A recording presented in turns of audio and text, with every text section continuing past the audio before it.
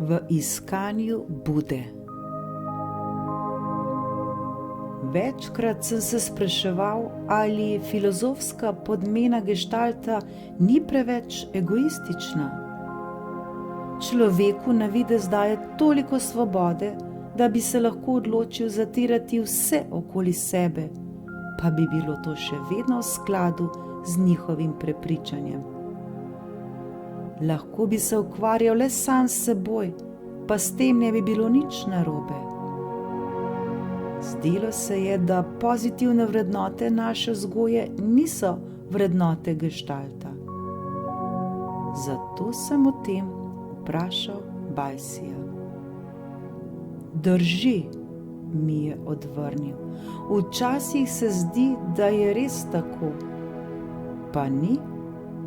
Je, tako je, zato se tudi tako zdi. Kako smešno. Ne, res tako je. Za gestalt ne vem, toda sam sem prepričan, da mora biti vsak takšen, kot je, pa četudi to pomeni, da je slab. Bi raje živel med slabimi ljudmi?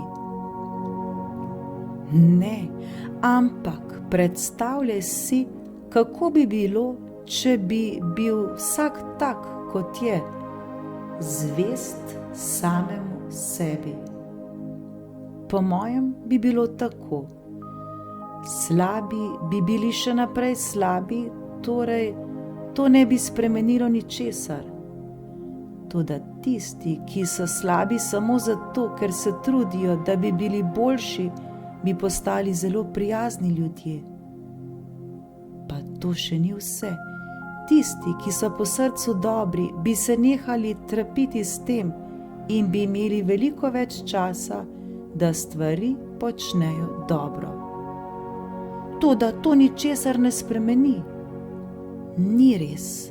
Naučili so nas, da se je solidarnosti treba priučiti, jaz pa mislim, da je treba pustiti, da nastopi sama od sebe.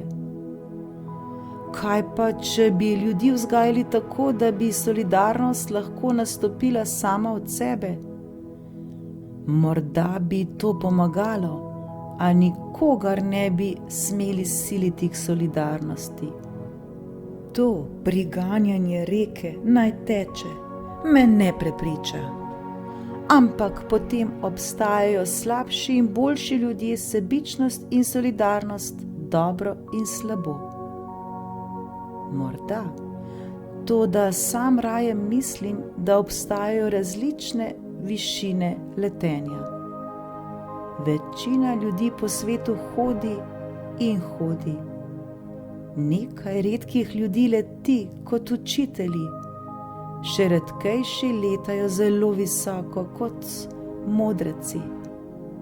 So pa tudi takšni, ki se na žalost plazijo po tleh.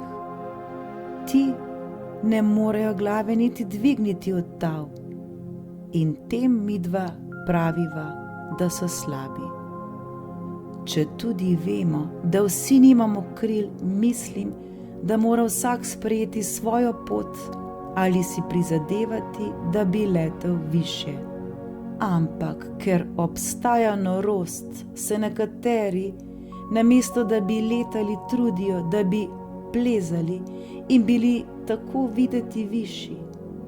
In naj se zdi še tako neverjetno, med njimi so tudi takšni, ki se vkopavajo vse globje, iščoč ne vem kakšne odgovore. Zdi se mi, da je vse odvisno od tega, kako visoko je cilj. Ne vem, ti povem zgodbo. Buda je hodil po svetu, da bi našel tiste, ki so se razglašali za njegove učence in jim govoril o resnici. Ljudje, ki so verjeli v njegove besede, so trumoma prihajali, da bi ga vsaj enkrat v življenju slišali, se ga dotaknili ali ga le videli. 4 menihi, ki so izvedeli, da bo Buda prišel v mesto Vali, so otovorili svoje mule in se odpravili na potovanje, ki bo trajalo, če bo vse po sreči, nekaj tednov. Eden od njih je slabše poznal pot v vali, zato je stopal za drugimi. Po 3 dneh jih je zajela huda nevihta. Menihi so stopili hitreje in prispeli do vasi, kjer so si poiskali zatočišče ter počakali, da je nevihta minila. Toda zadnjemu med njimi ni uspelo priti v vas in se je moral zateči v pastirsko kočo pred njo. Pastir mu je dal oblačila, streho nad glavo in hrano. Naslednje jutro, ko je bil menih pripravljen za odhod, se je šel poslovit od pastirja. Približal se je staji in videl, da je nevihta preplašila ovce, ter da jih pastir išče naokoli. Menih je pomislil, da bodo njegovi tovariši sami odšli naprej, če ne bo pohitel. Toda ni mogel nadaljevati poti, ne da bi pomagal pastirju, ki ga je prenočil. Zato se je odločil, da bo ostal, dokler ne zbereta vse črede. Tako so minili 3 dnevi. Potem se je menih odpravil na pot ter skušal dohiteti tovariše.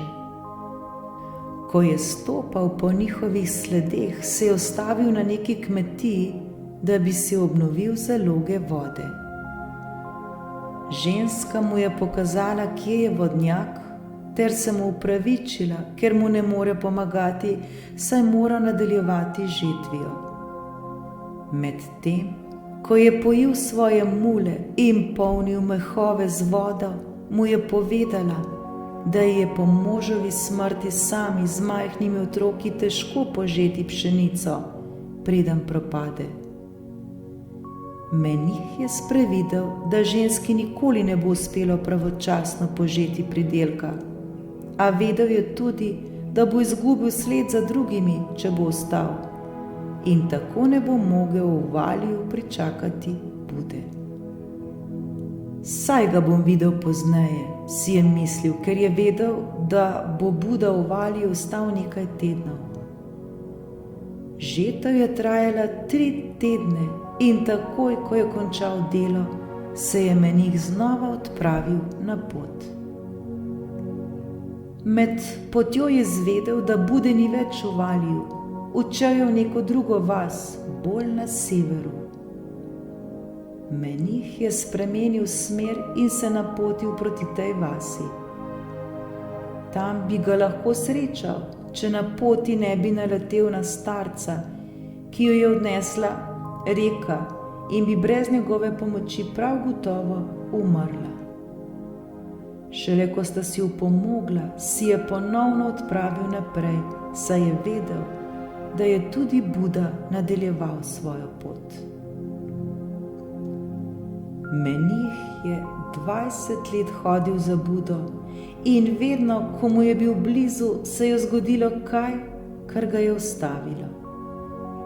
Vedno ga je kdo potreboval in tako nevede preprečil, da bi prišel pravočasno.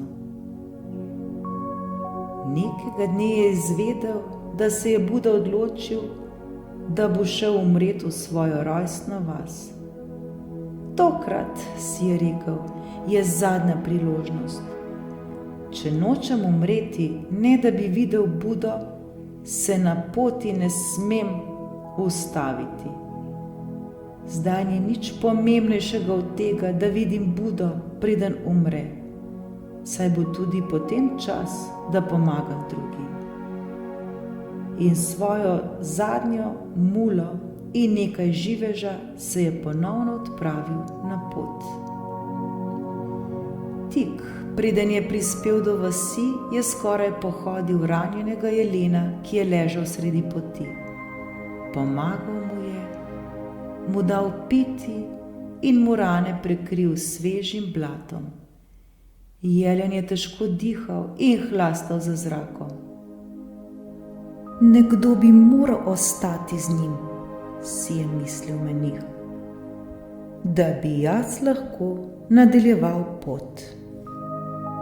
Toda nikjer ni bilo nikogar. Nežno je namestil žival ob skalo, položil prednjo hrano in vodo, tako da ju je lahko dosegla, in vstal, da bi šel naprej. Toda še preden je naredil 2 koraka, se je zavedel, da ne more stopiti pred Budo, ko pa globoko v srcu ve, da je zapustil nemočno in umirjajoče bitje. Zato je raztovoril mulo in ostal, da bi še naprej skrbel za žival. Vso noč je bdel ob njej, kot bi bila otrok. V gobček je kapljal vodo ter ji na čelo polagal mokre obkladke. Proti zori si je jelen opomogel. Menih je vstal, sedel malo stran in zajokal. Zdaj je po vodi splavala še njegova zadnja priložnost. Nikoli te ne bom našel, je rekel glasno. Nehaj me iskati, je odvrnil glas za njegovim hrbtom, ker si me že našel. Menih se je obrnil in videl, kako se je jelen napolnil svetlobo in prevzel okroglo Budovo obliko. Izgubil bi me, če bi me pustil umreti, da bi odšel k meni v vas. Nikar se ne vznemirjaj zaradi moje smrti. Buda ne more umreti, dokler obstajajo ljudje kot si ti, ki so sposobni leta hoditi po moji poti, pri tem pa svoje želje žrtvujejo zaradi potreb drugih. Tu je Buda in Buda je v tebi. Mislim, da razumem. Visoko postavljen cilj je lahko spodbuda, da začneš leteti, lahko pa je tudi izgovor tistih, ki se plazijo. Tako je, Demijan, tako je.